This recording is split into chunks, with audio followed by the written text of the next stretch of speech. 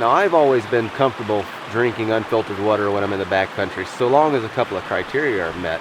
But I didn't feel comfortable telling all of you to do the same without some backup, so I did some digging and came up with some pretty interesting results. I found a 5-year study led by a fellow by the name of Robert Derlett, who happens to be an MD with an interest in backcountry pathology. Now, for some reason, the Park Service, the Forest Service, and the CDC take it upon themselves to convince everyone that every single drop of water in the backcountry is a seething pool of cryptosporidium and giardia.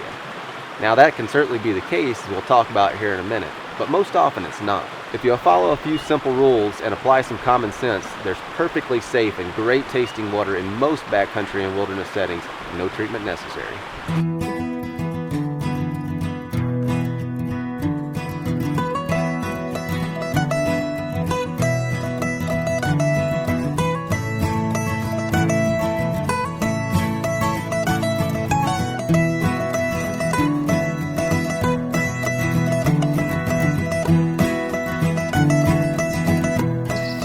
Hi, this is Clay Hayes with TwistedStave.com and Backcountry Hunters and Anglers, coming to you from north central Idaho and bringing you another episode of Backcountry College.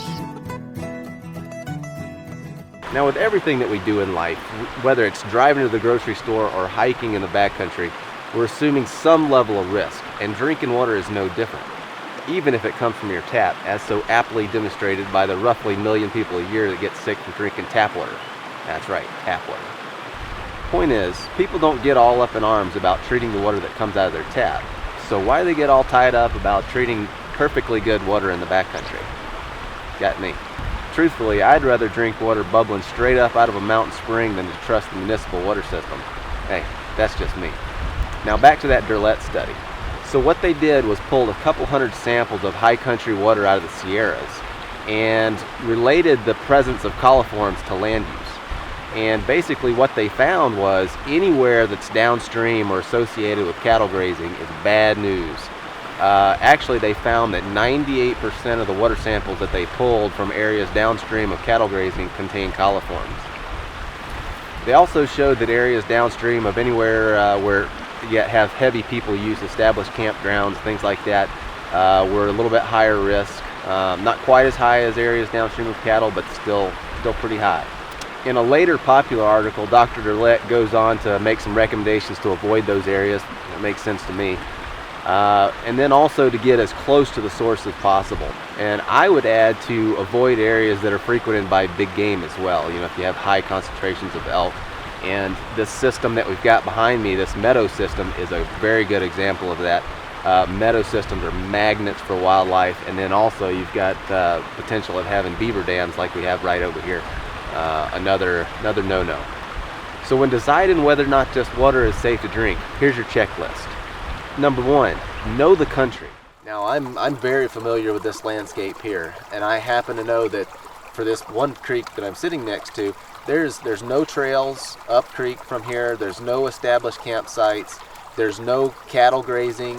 There's no livestock. And really, there's not, I see some deer tracks around and a few elk tracks, but there's not very many, there's not big concentrations of big game.